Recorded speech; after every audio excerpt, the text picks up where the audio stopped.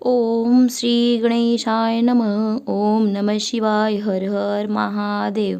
तर श्रोते हो, आपण चालू केलेला आहे शिवलीला अमृत कथासार अध्याय पहिला पाहूया. पण अध्याय पहिला पाहण्या अगोदर त्या अध्यायाची आपण श्रवण केल्याने किंवा कथन केल्याने काय आपल्याला त्याचं फळ मिळतं ते पाहू आणि अध्याय सुरुवात करूया. तर अध्याय पहिला याचे वाचन किंवा पठन केल्याने आपल्यावर विशेष प्रभाव पडतो. त्यातील आपण पहिला अध्यायाचे पाहणार आहोत. पहिला आहे ते म्हणजे पुण्यलाभ होऊन पूर्व पापांचा नाश होतो. तर श्रोते हो, अवश्य हा अध्याय पूर्ण मध्ये सोडू नका. आणि जर ऐकणं शक्य नसेल तर तुम्हाला वाचता येत असेल तर अवश्य वाचा. तर पहिला अध्याय आहे, यामध्ये शिवस्तुती आहे. तर आपण पाहूया शिवलीला अमृत कथासार. श्री गणेशाय नमः. श्री सरस्वते नमः. श्री गुरुभ्यो नमः. श्री सांब सदाशिवाय नमः. हे शिवशंकरा, तू अपरिमित, सर्वांचा आदी अनादी, मायेच्या पलीकडचा आहेस. तू पूर्ण ब्रह्मानंद शाश्वत आहेस. हे रंबपिता जगद्गुरु, तुला नमस्कार असो. हे ज्योतिर्मय तेजस्वी स्वरूपा, पुराण पुरुषा, तू आनंदरूपी वनामध्ये विहार करतोस. तू अनादी सिद्ध असून मायेचे चक्र चालवितोस. हे अविनाशी अनंत वेशधारका, तू जगाचा पालन करता आहेस. तुला नमस्कार असो.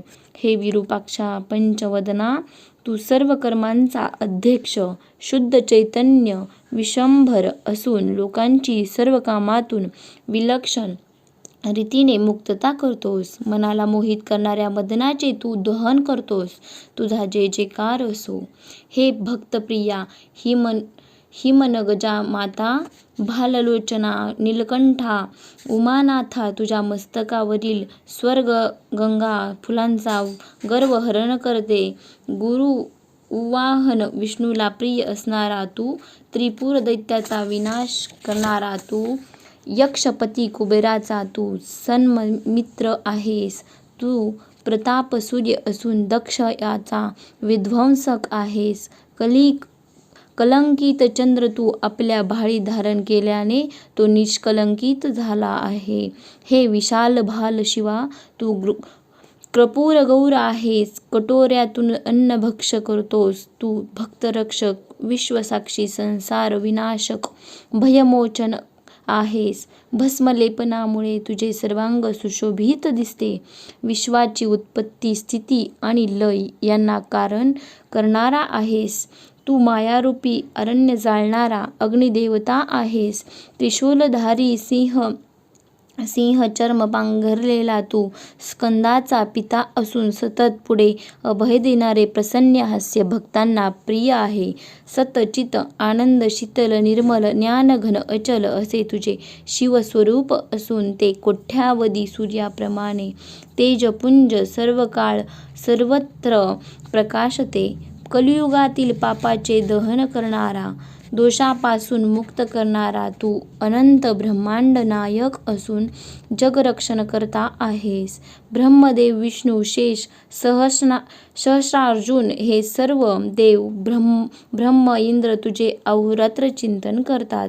तू जन्म मरण विनाशक संसार स्वरूप असून संसार भयमोचक भवानीपती जीवाचा शून्यस्थानी म्हणजे स्मशानात निवास करणारा चारी वाचा तुझे रूप गुण वर्णन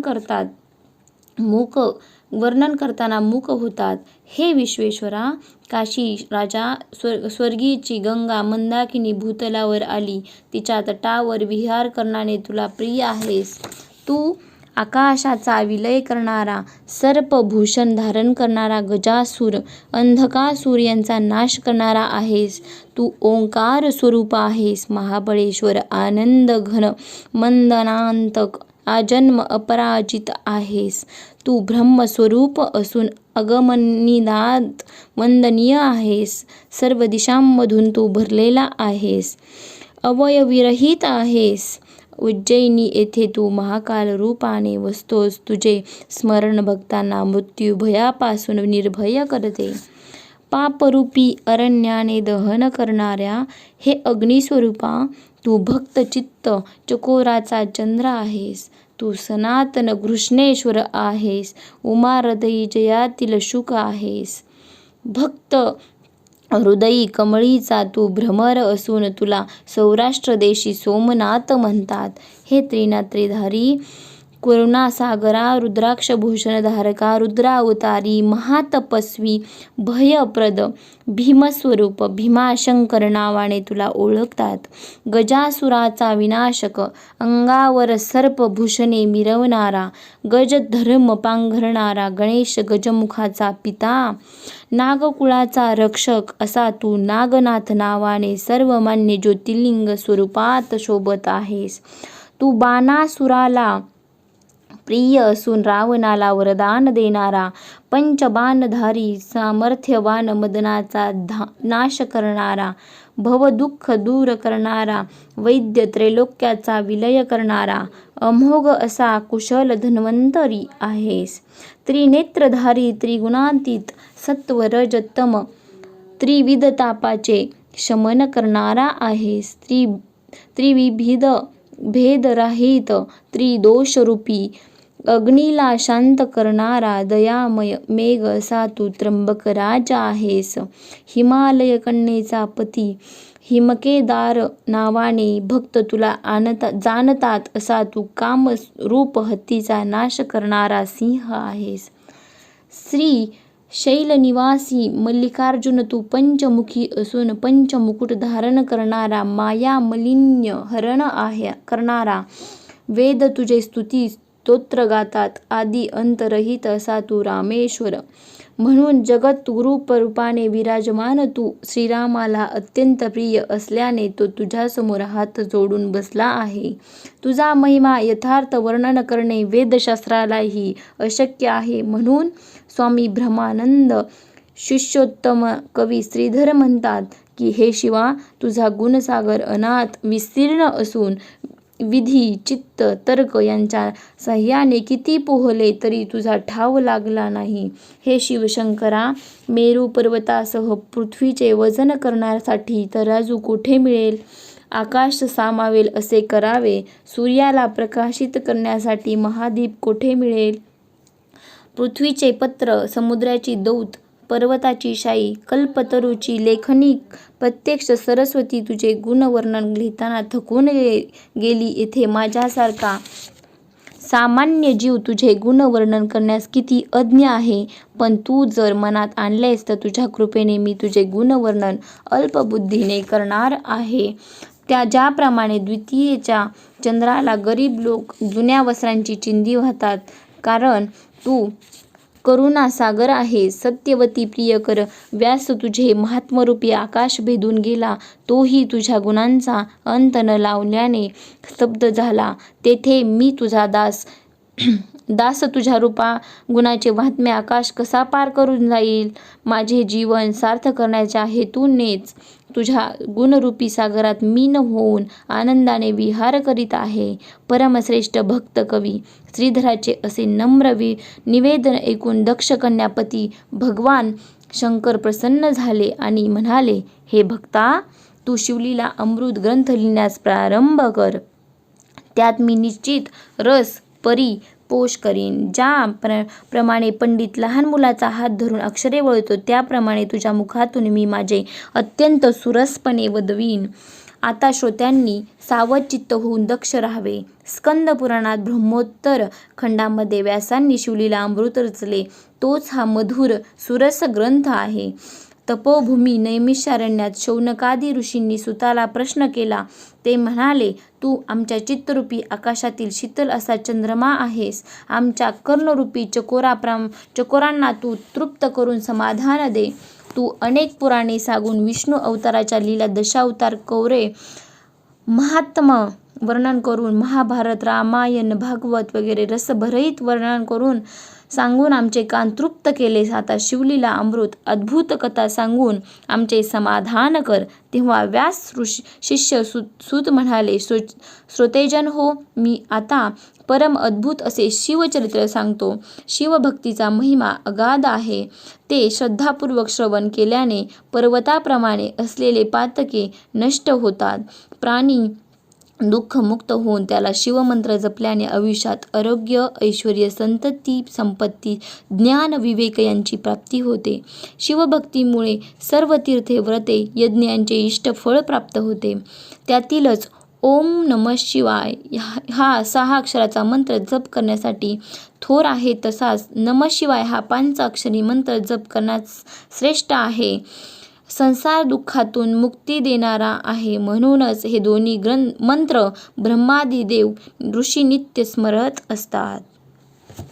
या मंत्राच्या स्मरण प्रभावाने दारिद्र्य, दुःख, भय, शोक, काम, क्रोध नष्ट होऊन आत्मसंतोष प्राप्त होतो. तसेच तुष्टी, पुष्टी, धैर्य प्रदान करणारा हा मंत्रराज देव व मुनी यांना सुद्धा कल्याणप्रद वाटतो. नवग्रहात सूर्य, शास्त्रात वेदांत, तीर्थामध्ये प्रयाग क्षेत्र, महास्मशान, काशी क्षेत्र, शस्त्रामध्ये पशुपातशास्त्र आणि पर्वतामध्ये मेरू, तसा हा मंत्र सर्व मंत्रात श्रेष्ठ आहे. चैतन्य रूप परमतत्व परब्रह्म असा हा तारक मंत्र सर्व तीर्थे, व्रते यांच्यापेक्षाही अत्यंत प्रभावी, सामर्थ्यवान आहे. आत्मप्रभावी करून देणारा, कैवल्य मार्गावरील सूर्य, अविद्येचे अरण्य दग्ध करणारा ब्रह्मज्ञानरूपी अग्नी आहेस, असा हा मंत्र आहे. स्त्रिया, शूद्र, गृहस्थ, ब्रह्मचारी आणि 4 वर्णाचे लोक यांना सुद्धा या मंत्राचा जप करण्याचा अधिकार आहे. त्याचप्रमाणे दिवसा रात्री कार्य करताना, चालताना, बोलताना सदा सर्व काळ हा मंत्र जपावा. हा मंत्राचा ध्वनी ऐकला असता तत्काळ दोष भस्म होतात. त्याला व्यास, मातृका, आसन इत्यादी विधीची गरज नाही. प्रेम, भक्तिभाव अंतकरणाने याचा जप करतातच भगवान शिव त्यावर कृपा करतात, त्याचे सतत रक्षण करतात अशी प्रचिती येते. हा मंत्र करणाऱ्यांना प्रत्यक्ष शिवप्रभू मी तुमचा ऋणी आहे असे सांगतो. परंतु हा मंत्र प्रथम सद्गुरूच्या मुखातून श्रवण करावा. गुरु कसा असावा? गुरु उच्च वर्णाचा, भक्ती वैराग्य युक्त, दिव्य ज्ञान असणारा, उदार, दयाळू, मितभाषी, शांत, अहंकार नसलेला, अहिंसक, अधाभिंग, मानसन्मानाची, द्रव्याची हाव नसलेला असा विरक्त असावा. आपल्याला जरी हा मंत्र माहीत असावा तरी उगाच जप करू नये.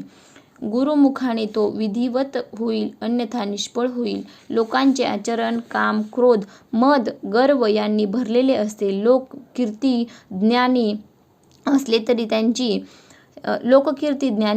तरी त्यांची गुरुमुखातून ज्ञान घेतलेले नसल्यामुळे त्यांचे तोंड पाहू नये. वेदशास्त्राने वाचून ज्याला अपरोक्ष ज्ञान झाले त्याने आणि तो संतांबरोबर त्यावर पांडित्यपूर्ण चर्चा करू शकला तरी तो गुरुकृपेविना तरुण जाणारा नाही. काही लोक आत्मप्रौढीने सांगतात की देवाने आम्हाला स्वप्नात मंत्र सांगितला तरीही ते गुरुकृपाशिवाय उद्धरून जाऊ शकत नाही, किंवा प्रत्यक्ष परमेश्वर येऊन आत्मज्ञानाचे गुह सांगितले तरी गुरुला शरण गेल्याशिवाय मानवाचे कल्याण होत नाही. व्रतबंधाचा संस्कार झाल्याविना तो मनुष्य गायत्री मंत्र म्हणतो तो भ्रष्ट, अपवित्र असून त्याच्याकडून गायत्री मंत्राचा अपमान होतो. पुष्कळ ग्रंथसंपदा, शास्त्रे, पुराणे वाचली तरी सांप्रदायिकाला गुरु शरण गेल्याशिवाय मनुष्याचे जन्ममृत्यूचे यातना चुकणार नाहीत. एखाद्या वेळी संप्रदायाची माहिती नाही असा गुरुकडून मंत्र घेतला तरी तो पुण्यक्षेत्री जाऊन जपी केला तर, उदाहरणार्थ काशी, गोकर्ण किंवा शिव, विष्णू यांची स्थाने येथे जप केल्याने कल्याणकार होतो, लाभदायक होऊन त्याचे पुण्य फळ प्राप्त होते. याविषयी मी एक कथा सांगणार आहे, ती आपण श्रवण करावी, मनन करावी. तमोगुणाचा नाश होऊन तुम्ही पावन व्हाल तर ऐका दाशार्ह राजाची कथा. परमपवित्र मथुरा नगरीत यादव वंशात दाशार्ह राजा राज्य करत होता. तो अत्यंत शूर होता. तोही दान करत होता आणि अनेक राजे त्याचे मांडलिक होते. त्याला खंडणी देत असत, त्याला नम्रपणे वंदन करत असत. दाशार्ह राजाच्या मुकुटामधील रत्नाची प्रभा त्याच्या पायावर पडत असे. साऱ्या पृथ्वीवर त्याची सत्ता होती. आपल्या पराक्रमाने, न्यायी राज्यकारभारामुळे त्याचा यशाचा कीर्तिध्वज शरद ऋतूतील चंद्राप्रमाणे आल्हाददायक वाटत असे. शत्रूलाही त्याचे वैमनस्य वाटत नसे. याप्रमाणे सर्व प्रजाजन, ब्रह्मवृंद राजाचे कल्याण व्हावे असे शुभकामना करीत होते. द्वितीयेच्या चंद्रकोरीप्रमाणे त्याची कीर्ती, ऐश्वर्य, यश प्रत्येक दिवशी वाढत वाढत जाऊन ती पूर्ण चंद्रबिंबाप्रमाणे विसू लागली. सद्बुद्धीरूपी धर्मपत्नीची सतत रणमान होत असल्याने कुबुद्धीरूपी दासीला स्पर्श करण्याची दुर्बुद्धी त्याला होत नसे. विष्णूसारखे रूप दानशूर, रणामध्ये पराक्रमी, 14 विद्या 64 कलामध्ये पारंगत, मेघगर्जने प्रमाणे त्याचे वचन मधुर असल्याने ते ऐकून प्रजाननाचा चित्तरूपी मोर आनंदाने नाचत असे. त्याचा अफाट सेनासागर पाहून जलसमृद्ध सागर भयभीत होत असे. त्याने दिलेले वचन ध्रुव ताऱ्याप्रमाणे अढळ असे. एकदा महाराजांचा विवाह काशीराजाची कन्या कलावती बरोबर झाला. कलावती खूप सुंदर होती. जणू काही सौंदर्य सागराची लाट. सिंहकट हंसाप्रमाणेच डौलदार चाल, चंद्रवदना, हरण्याक्षी, तिच्या काळ्या भोर केस, संभाची वेणी सर्पाप्रमाणे वाटत असे. तिच्या स्वरामध्ये कोकिळेचा पंचम स्वराचा भास होई. तिचे दात हिऱ्यासारखे चमकदार असे. तिच्या अंगीचा सुवास सदनात मावत नसे. ती अत्यंत चतुर, सुज्ञ, पतिव्रता अशी होती. राजाचे चित्तरूपी भ्रमण कलावतीच्या मुखकमलाला भोवीत रुंजीत घालीत असे. एकदा राजाने कामसक्त झाल्याने कलावतीला बोलावणे पाठवले, परंतु त्यावेळी ती आली नाही. आसक्त अधीर झालेला राजा स्वतः कलावतीच्या महालात गेला व म्हणाला, तुझ्या सहवासाशिवाय माझे अन्यत्र चित्र लागत नाही. तू प्रेमवेलीप्रमाणे आहेस. माझ्या तनुरूपी वृक्षाला आलिंगन दे, तुला पुत्ररूपाने फल लाभ होईल. त्यावेळी राणीने राजाला नम्रपणे सौम्य शब्दात नकार देत समजावले की मी शंकरांची उपासना करीत असून व्रतस्थ आहे. यावेळी मी तुमची इच्छा पूर्ण करू शकत नाही. कृपया यावेळी मला स्पर्श करू नका. शास्त्र असे सांगते, जी स्त्री रोगट, गर्भिणी, ऋतुस्थान, उपाशी,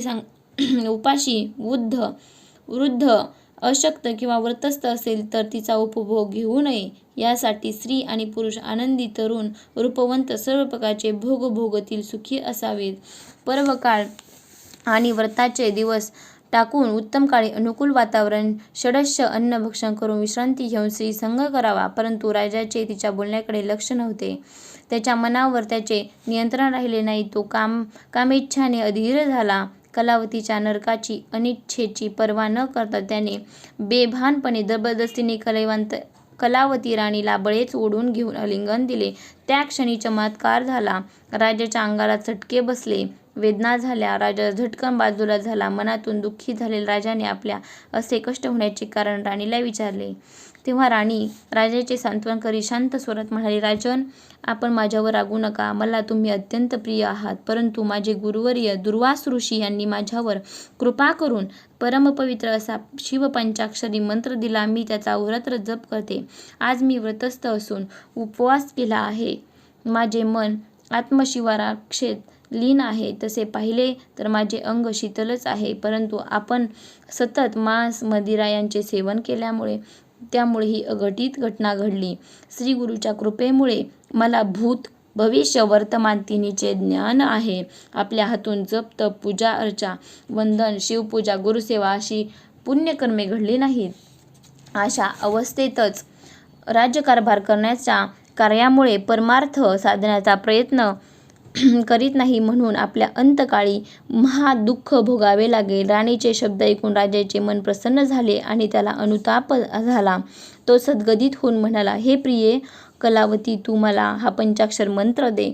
मी तो जप करीन, सर्व पापापासून मुक्त होईन. राजाचे भाषण ऐकून राणी म्हणाली, महाराज, मी आपली पत्नी, त्यामुळे तुम्हाला गुरुमंत्र देण्याचा मला अधिकार नाही. यादव कुळाचे गुरु गर्गमुनी, त्याप्रमाणे वशिष्ठ, वामदेव हे श्रेष्ठ महाज्ञानी महात्म्य आहेत. त्यांना शरण जाऊन आपण शिवमंत्राची दीक्षा घ्यावी. मग राजा कलावती राणीसोबत गर्गमुनींच्या आश्रमात गेला. साष्टांग नमस्कार करून हात जोडून नम्रपणे प्रार्थना केली. हे गुरुवर्य, माझ्या जीवनात आजपर्यंत कोणतेच पुण्य घडले नाही, ईश्वरसेवा नाही, तर माझ्या पापकर्मामुळे दुःखी होऊन आपल्या चरणाशी आलो आहे. सद्गुरू श्रेष्ठ कृपा करून मला सेवक मानून शिवपंचाक्षर मंत्राची दीक्षा द्यावी. राजाची प्रार्थना ऐकून गर्गमुनींनी राजा राणीला यमुना नदीच्या तीरी नेऊन तिथे नियम आणि विधानसहित स्नान करून राजा राणीच्या हातून शिवपूजन करविले. त्यांच्याकडून गुरुपूजन करविले. वस्त्र आभूषण यांचे संकल्प करून त्यानंतर राजाने दिव्यरत्ने आभूषणे वस्त्रे अमाप गुरुदक्षिणा गुरुला दिली. राजाची भक्ती पाहून गर्गमुनींनी राजाच्या मस्तकावर हात ठेवून विधिवत श्री शिवपंचाक्षर मंत्राचा उपदेश देऊन राजाला दीक्षा दिली. अशा प्रकारे गुरुमुखातून गुरुमंत्राची प्राप्ती झाल्यावर राजा पंचाक्षर मंत्राचा जप करू लागला. आपली जवळची जी संपत्ती ती गुरुची फसवणूक करतात, दारुण नरकवास भोगतात. गुरुग्रही आपत्ती असताना जो शिष्य नाना प्रकारचे भोग भोगतो त्याला ज्ञान प्राप्त होत नाही. तन मन धन नाशवंत असल्याने तो गुरुला देऊन उपयोग नाही. त्याला चंडाळ मानून त्याचे तोंड पाहू नये. याची विद्या ज्ञान वैराग्य साधना वेदपठण शस्त्रपठण सर्व व्यर्थ आहे.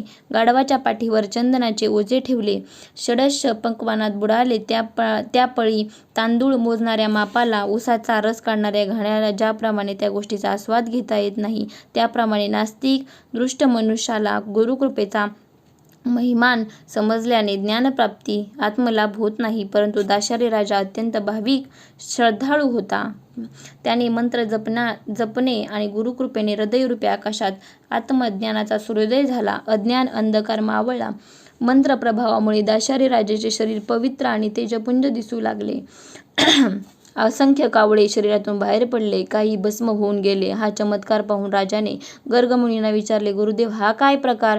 राजा, तुझी अनंत जन्मीची महापापे कावळ्या रूपाने बाहेर पडली. शिवपंचाक्षर मंत्राच्या जपस सामर्थ्याचे प्रभावाने त्याचे भस्म झाले. तुझे शरीर आणि आत्मा दोन्ही पवित्र झाले.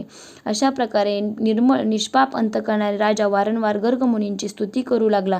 हे गुरुवर्य, आपण पंचाक्षरी मंत्र तुम्ही आणि मंत्र ही दोन्ही माझ्यासाठी धन्य आहात.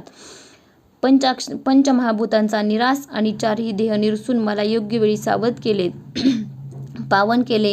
क्रोध, महिषासुर, कामवेताळ अशा मनीषा, तृषा, कल्पना, भ्रांती, इच्छा, व्यसना या दृष्टी यातनेप्रमाणे माझी विटंबना करीत होत्या. 25 तत्वाच्या जाळ्यात मी अडकलो होतो, परंतु आता मी निरसून टाकला. पापे कावळ्यांच्या रूपाने भस्म झाली. सुवर्ण चोरी, अभक्ष भक्षण, सुरापान, ज्येष्ठ स्त्रियांचा अपमान, गुरुनिंदा, गाय, ब्राह्मण, स्त्री, गुरु, पशु यांची हत्या, धर्माची निंदा, मित्र, गुरु, वेद, ईश्वर यांचा द्रोह, स्त्री पुरुष भेद, पंक्तिभेद, हरिहर यांच्यात भेद करणे, ज्ञान चोरी, पुस्तक चोरी, पाखंड मताचा आग्रह, अत्यंत भाषण, भ्रष्ट माणसाचे आचरण, श्रीलंपट, दुराचारी, कृतज्ञ, कर्मभ्रष्ट, पूजेचे ढोंग, आईवडिलांची हत्या, दुर्बळाचा घात, संजरांचा छळ, गोत्रवध, कन्या, गाय, घोडे रस यांचा विक्रय, गावाला आग लावणे, अभ्रक हत्या ही सर्व महाग पापे कावळ्या रूपाने बाहेर पडून भस्म झाली.